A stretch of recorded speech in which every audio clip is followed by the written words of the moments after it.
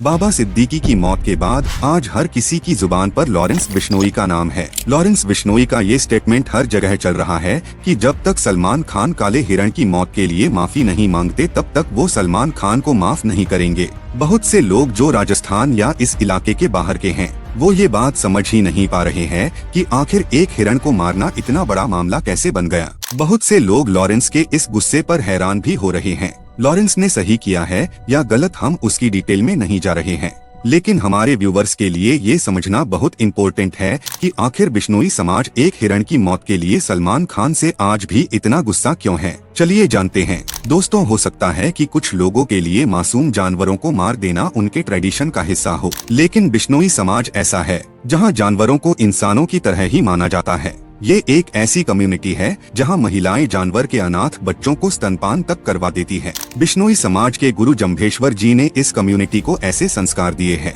ये लोग पेड़ पौधों की हिफाजत के लिए अपनी जान तक दे देते हैं। इससे पहले कि मैं लॉरेंस बिश्नोई गैंग और उनकी सलमान खान से चल रही दुश्मनी के बारे में बताऊं, उससे पहले आप एक कहानी सुन लीजिए। ये कहानी हमको बताएगी कि आखिर बिश्नोई समाज के लिए हिरण या जानवर ही नहीं बल्कि पेड़ पौधे भी क्या मायने रखते हैं। राजस्थान में एक खेजड़ी का पेड़ पाया जाता है। ये एक ऐसा पेड़ है जो भरे रेगिस्तान में भी हरा भरा खड़ा रहता है। खेजड़ी का पेड़ भी बिश्नोई समाज में उतना ही पवित्र माना जाता है जितना कि एक काला हिरण। ये बात है साल 1730 की। उस वक्त जोधपुर के महाराजा अजय सिंह को अपने महल के लिए लकड़ी की जरूरत थी, तो उनके सैनिक गांव में मौजूद एक खेजड़ी का पेड़ काटने चले जाते हैं। जैसे ये बात अमृता देवी नाम की एक महिला को पता लगती है तो वो पेड़ के आगे खड़ी हो जाती है और अमृता देवी ने सैनिकों को चुनौती दी कि अगर तुम्हें पेड़ काटना है तो पेड़ से पहले तुम्हें मेरी गर्दन काटनी होगी। सैनिकों ने भी अमृता देवी की गर्दन काट दी। उसके बाद पेड़ को बचाने आई अमृता देवी की 3 बेटियों को भी सैनिकों ने मार डाला और आखिर में अमृता देवी के पति को भी सैनिकों ने मार डाला। आपको जानकर हैरानी होगी कि उस दिन उस एक पेड़ को बचाने के लिए 363 लोगों ने अपनी जान दे दी थी, जिससे पता चलता है कि बिश्नोई समाज जानवरों और पेड़ों को भी इंसानों की तरह मानते हैं। लेकिन लॉरेंस बिश्नोई सलमान खान के पीछे क्यों पड़ा है, आइए जानते हैं। दोस्तों, लॉरेंस बिश्नोई का कहना है कि बचपन में जब उसे ये पता लगा कि सलमान खान ने जोधपुर में काला हिरण मारा है, तब से ही वो उससे बदला लेना चाहता था। जो लोग उस वक्त के बारे में नहीं जानते उनको ये बता दें कि साल 1998 में सलमान खान अपने कोस्टार के साथ उस वक्त जोधपुर के आसपास हम साथ साथ है फिल्म की शूटिंग कर रहे थे। तभी रात के अंधेरे में गांव वालों को गोली चलने की आवाज आई। गांव वाले गोली चलने की जगह पर पहुंचे तो वहां पर उन्हें गाड़ी में बैठे कुछ लोग दिखाई दिए। गांव वाले गाड़ी को तो नहीं रोक पाए मगर उनमें से एक आदमी ने सलमान खान को पहचान लिया। पड़ताल करने पर पता चला कि उस रात गांव में 2 चिंकारा और 3 काले हिरण मार दिए गए थे। मामले की छानबीन शुरू हुई और वन विभाग की टीम फार्म हाउस पहुंच गई, जहां सलमान समेत हम साथ साथ है के क्रू मेंबर्स रुके हुए थे। वहां काले हिरण के अवशेष मिले। 2 अक्टूबर को बिश्नोई समाज ने इस मामले में सलमान खान के खिलाफ FRI दर्ज कराई। सलमान खान की गिरफ्तारी हुई और उन्हें जेल जाना पड़ा, लेकिन हाथों हाथ ही उनको जमानत भी मिल गई। बिश्नोई समाज का गुस्सा इस बात को लेकर है कि आज इस मामले को लगभग 27 साल हो गए हैं, लेकिन इन 27 सालों में सलमान खान को इस मामले में सिर्फ 18 दिन ही जेल जाना पड़ा था और ट्रायल कोर्ट से सजा सुनाए जाने के बावजूद वो आज भी जमानत पर है। 2006 में एक ट्रायल कोर्ट ने सलमान खान को 5 साल की सजा सुनाई थी, लेकिन 2007 में राजस्थान हाई कोर्ट ने सलमान खान की सजा को सस्पेंड कर दिया। फिर जुलाई 2016 आते आते राजस्थान हाई कोर्ट ने सलमान खान को 2 चिंकारा के शिकार के मामले में बरी ही कर दिया। 2017 में जोधपुर हाई कोर्ट ने सलमान खान को शिकार के टाइम एक्सपायर्ड हथियार रखने के मामले में भी बरी कर दिया। इसके बाद 2018 में ट्रायल कोर्ट ने इस मामले में सलमान खान को फिर से 5 साल की सजा सुनाई, लेकिन सलमान खान अभी तक जमानत पर है। इस तरह मामले के 27 सालों बाद भी बिश्नोई समाज अब भी न्याय का इंतजार कर रहा है, जिसके बाद 2018 में लॉरेंस बिश्नोई ने ऐलान किया था कि काले हिरण के शिकार के मामले में वो सलमान खान को जिंदा नहीं छोड़ेगा और पूरे बिश्नोई समाज की तरफ से उससे बदला लेकर रहेगा।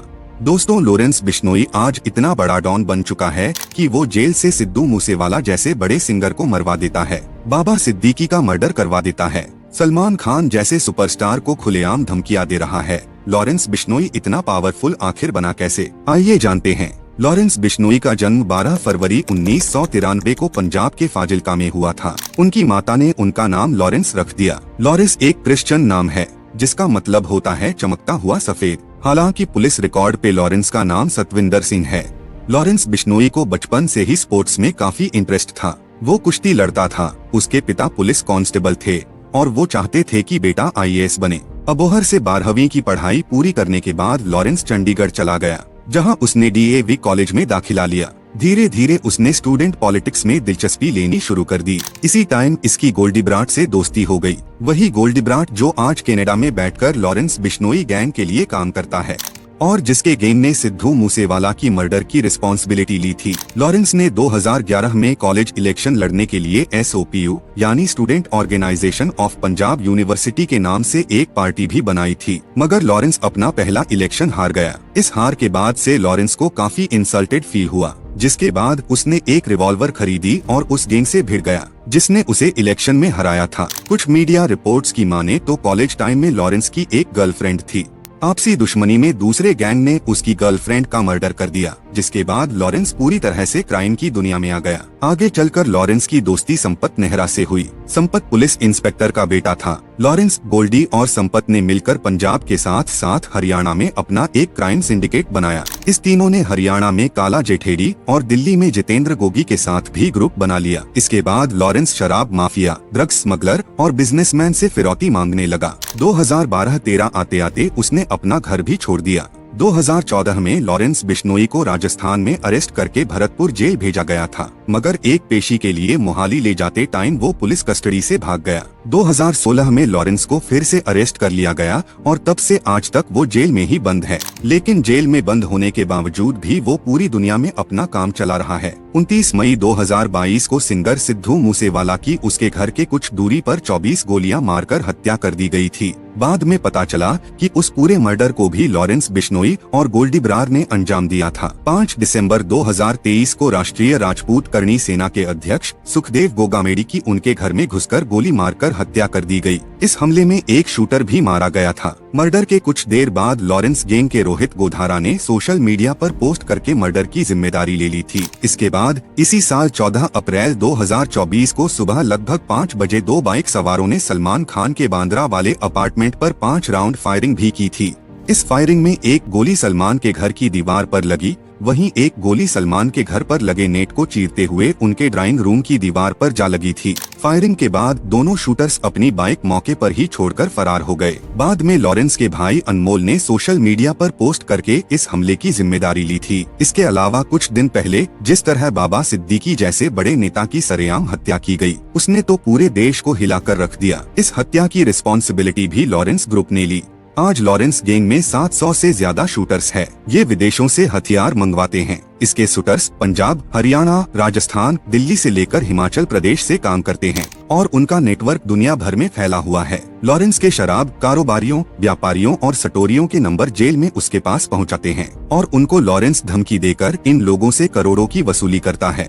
लॉरेंस ने NIA को बताया था कि उसने तिहाड़ के अलावा राजस्थान के भरतपुर और पंजाब के फरीदकोट जेल में रहते हुए भी कई कारोबारियों से करोड़ों की वसूली की थी। आज लॉरेंस बिश्नोई गैंग का नेटवर्क सिर्फ भारत तक ही नहीं है। ये गैंग गोल्डी ब्राट के जरिए कनाडा से ऑपरेट करता है। गैंग के कई मेंबर्स कनाडा, UK, USA और दुबई में रहते हैं। Lawrence Bishnoi gang social media पर बहुत पॉपुलर है। इंस्टाग्राम, फेसबुक और यूट्यूब जैसे प्लेटफॉर्म पर उनके हजारों फॉलोअर्स है। अपनी सोशल मीडिया फॉलोइंग के थ्रू वो अपनी धमकियों की मार्केटिंग करता है। आज लॉरेंस का नेटवर्क इंटरनेशनल लेवल पर इतना मजबूत है कि वो जेल में बंद होने के बावजूद पूरी दुनिया में कहीं भी क्राइम को अंजाम दे सकता है। यही रीजन है कि सलमान खान को मिल रही धमकियों को पुलिस बहुत ज्यादा सीरियसली ले रही है। सलमान खान को अंडरग्राउंड होकर काम करना पड़ रहा है। इस पूरी कंट्रोवर्सी के बाद ऐसे भी लोग हैं जो लॉरेंस को एक क्रिमिनल की तरह देखते हैं, वहीं ऐसे भी लोग हैं जो लॉरेंस को हीरो मान रहे हैं।